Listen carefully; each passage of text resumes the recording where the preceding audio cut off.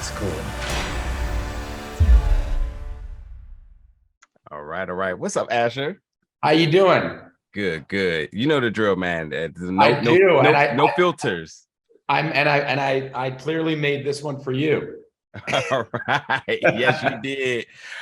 Folks, welcome back for another interview here at Big O Belt Media as I'm talking to my buddy, writer and director of the new film Slashers, which is gonna be Players, available Slayer, Slayer. excuse me. Yeah, that's all right. Slayers, which is going to be available October 21st on demand digital and in some theaters. Very excited to talk to you about this one.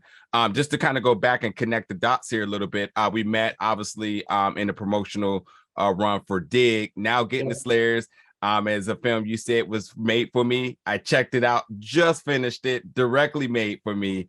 A lot, a lot to make with this film. And I think my first question was with something I felt that was so complex at times because there was good storytelling. There was obviously a lot of sort of history kind of intertwined in all of this as well too. A lot of characters that we wanted to get attached to. Some kind of stick around, some don't.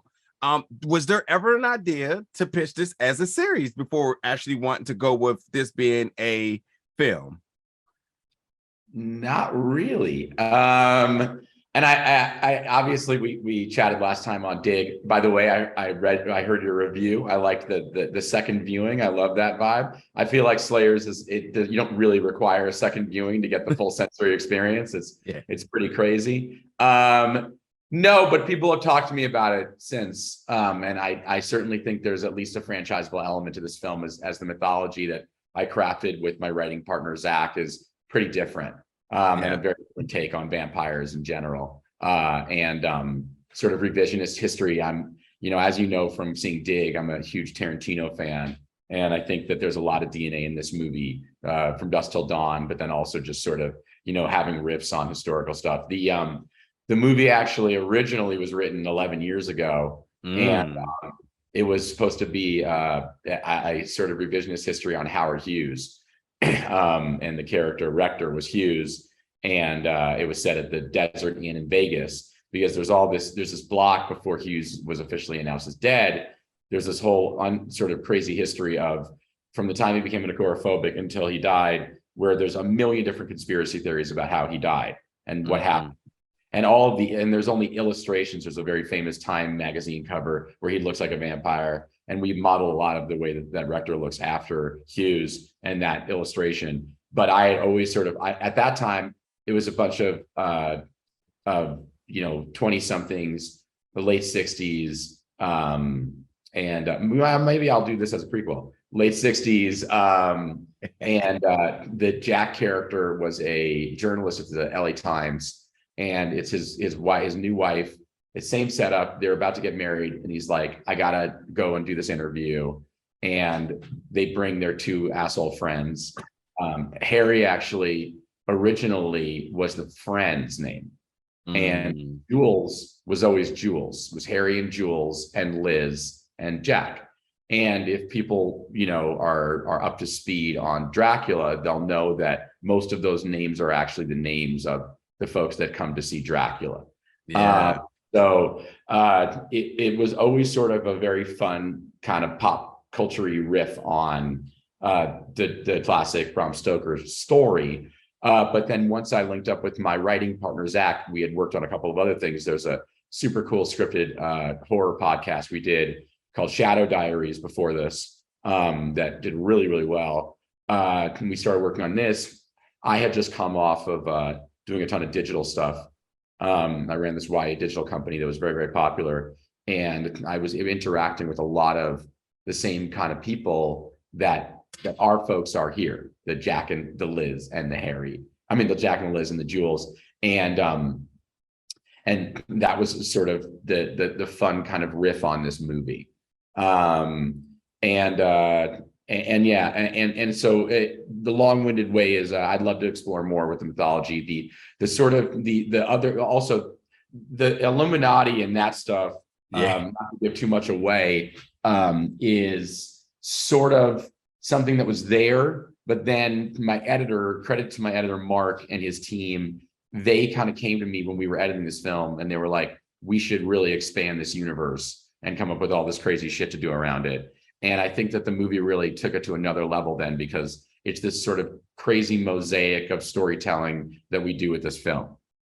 Yeah, and like to kind of backtrack a little bit of what I said, hopefully by saying complex, that doesn't lead folks to think like this is something that you can't digest easily. No, but you're right, it does have a granular scope. And that's where I was kind of getting at, because like as we're introduced to these characters, as we introduce to this story, whether you're just getting into this because you love horror, or whether you like a little bit of horror and a little bit of comedy, it has a perfect balance that leaves you to desire more in every department, which kind of makes it, as I said, complex, because you're constantly wanting to grasp more, but yet you got so much kind of going on right now, which is great to hear that you've already thinking 10 steps ahead of me. That's why you're the man, and I'm just a consumer of your content. I appreciate that. Yeah, no, I think there's a little bit of this movie that when I first saw like Evil Dead, I think the first Evil Dead is really, I'm not going to compare myself or this movie at all to anything by Sam Raimi. He's God. But I do think that when you watch the first one, it's same thing. It's like, oh, I just got a little bit of this mythology and the movie's over, because it's a very fast film, you know? Yeah. It feels very fast. And then, of course, he was able to make Evil Dead 2, An Army of Darkness, and kind of build this entire universe out of it. And hopefully we could do the same thing as, if an audience finds this film and gets excited about it. I have tons of ideas of how to expand, obviously, and I'm sure we'll talk about it in a second. The Elliot Jones character, you're just sort of scratching the surface in the movie, and you really want to kind of go with him on more adventures, basically, Absolutely. And again, quite frankly, anything with Thomas, I'm ready to just go on an adventure with. So, oh, yeah. But this is such a showpiece for all of the tools that Thomas is. People who are hardcore Thomas Jane fans, I keep telling people, this is like the movie that they have always wanted to see. Yes.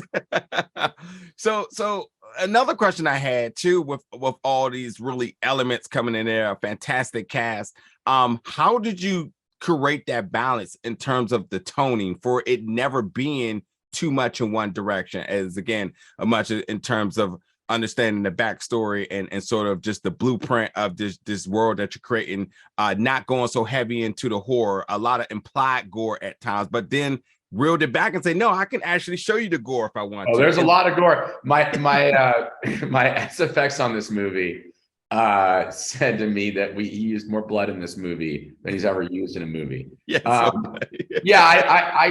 give you an answer. The honest answer is by accident. The movie, when we first shot it, was much moodier. And some of the sequences, you can still sort of see the DNA of the more moodier version of the film. Specifically, the middle section when Abigail Breslin gets killed, and Kara Hayward's character Flynn finds her, and then right up until when Thomas first that was not with all the crazy graphics or anything. Initially, it was just sort of hardcore horror. And also, as a kind of fun side note, and I don't want to ruin anything, but there's a flashback sequence that has to do with Elliot's daughter, and we had to do a lot to make that fun, because originally that was the opening of the movie, and it literally felt like the beginning of Drive. It was all synth. It was super moody, really moody. But we showed it to people, and I think that the problem for a lot of people, studio-wise, was that the back half of the movie has actually never changed since I wrote it 11 years ago. The minute that Flynn and Elliot team up, it's like we're watching like Lethal Weapon. You know what I mean? For the rest of the movie, like it transformed very fast into this really fun, sort of action movie with a lot of gore, with these sort of unlikely partners, and it becomes a really, really fun movie. And I think that it was always like that, right? And I didn't really want to change the beginning, because I thought it was cool to flip the genre one way to the other. But I do think, but then once we started editing it, everybody's like, you got to pick a direction, or then I was like, well, if I'm not going to pick a direction, then I'll just explode it all over the place. So one of the things we had to do was backtrack on a lot of these sequences that were more traditional horror, more John Carpenter-y, and then add all this crazy stuff around it. But I think we came up with a visual language, myself, Mark, and Vic, his partner, in our editing room. And with the folks that work with him, there was an illustrator that worked with us. fantastic young graphic designer. And it almost became like the sort of addiction of more. We did one of those breakout sequences, and then I was like, I want to do 18 in the movie. And then because originally there's 2 sequences that were really in there from the time that we started thinking about how we're going to edit the movie. One was the backstory that Elliot tells Flynn in the trailer. And I always imagined that being very visual with all these crazy visuals and stuff. And they kind of enhanced it so well. And then there was and then they also pitched me then the sequence when they're driving, to the estate, the tuning and all this stuff.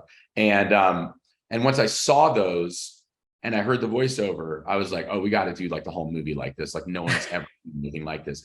The other thing is and I know we don't have a ton of time though, is that when we shot the trailer sequence, the sequence in the trailer, originally a lot of that was voiceover with the visuals, a lot of it. And Thomas, to his credit, I think he had understood where the movie could go more than I did at that point.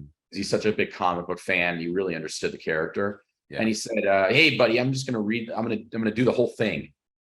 I said, what do you mean? He goes, yeah, I'm going to do the whole thing. I'm just going to do it on camera. You may want. And I think he had been practicing it and he knew how fucking good he was in that scene. I had always crafted that scene after Back to the Future 2, when they show up back in town and everything's different, and then he sees Doc Brown in the funeral in the cemetery. Yeah. And even staged a lot of it. And there's even, if you watch it, there's some shots that are literally like sort of mimic shots. Even when he holds up the whiteboard and he's talking about the timelines and wipes it. And when we shot that scene, I ended that scene and I was like, man, I don't know if this movie's going to be good, but I know that scene is truly like amazing. Just the craftsmanship of it. Yeah. Anyways, what other questions you got for me? No, that's brilliant, because I actually wanted to add about sort of that comic book element that was also layered on the film as well. That I did not expect. I mean, when we talked from Dig, I was definitely expecting the bloodbath, but I didn't expect this other side, especially with like the cut scenes and and the kill counts, which I was completely in love with the entire time. The whole time I was like, oh man, the humans, we're doing bad, man. We got to get it back together here. Yeah. So and so you're basically saying that was kind of birthed out of Thomas wanting to continue to do the narration, but also a vision that you initially had all the way from 11 years ago. Yeah, I had the vision of the Elliot and Flynn thing was always sort of what I wanted to get to in the back half of the movie. And, and then it really just became, it evolved. The movies evolve sometimes. And I think this is just a movie that I had a very set idea for a really long time. And then once I got into a room with an editor, they pitched me some ideas and they were like, hey, you don't need to go so straight line on this film. There's all these amazing things you haven't really even explored, when you film, that we can do here. And once they started pitching that out, those guys are fucking amazing. And they do trailers all the time, and they do a lot of, other kind of stuff in their editing house. And so when they showed me the Rector commercial, commercial for Rector Industries, they were so excited that both of them, they're like, hey, we want to show you something that we did last night. And I looked at them like, oh my God, I'm like, I can do this here. And it was really, that's really what it was. Like, I had done so much stuff that was so lo-fi version of this through my Snap Original shows, and learned so much about digital language, visual language on digital, because I was programming for it and writing for it and directing for it, and understanding that, especially for younger people, getting their attention by having things go 90 miles per hour at all times, is an art. It's not that easy. And just wanting to make a movie where if we're going to have influencers in the film, I didn't want it to just be that those are the characters in the movie. And I didn't want it to be devicey either. I wanted to literally be like, then I'm going to be in the nexus of your brain. And I'm going to show you what it's like. I think I told someone else this too.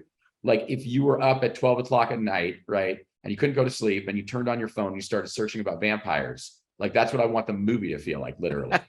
It's just like going from a Google site to a YouTube video to watching something on Netflix to going to TikTok to, just like that experience of like, I got lost and it's an hour and a half later, basically, which we've all had, we've all had that, like, it's late at night, I can't go to sleep. I open my laptop up or I go on my phone and I'm like, and I get this sort of addictive quality of like, oh, I'll just look at one more thing.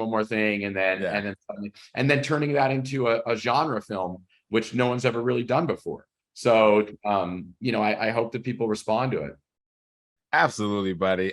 You know what? We're up on our time. I got two things to do. One, I got to watch it again because now with this perspective, now I got to kind of look for these little Easter eggs, these little nods that There's you kind of, There's a lot. There's a ton. I definitely caught some, but now you got me now suspicious about a couple. I think I may have went past. But folks, you get a chance to check out Slayers, not Slashers, Slayers, October 21st in theaters, on demand, digital. I think visually alone is worth just going to see it in theaters. But it is a bloodbath. There's some laughs. There's a whole bunch of different things kind of going on there. And as Asher said, keep your eyes peeled because there is a lot of nods to the classics in there. A lot of things that you're gonna appreciate, and I appreciate you as always. Blade to Dracula and everything in between.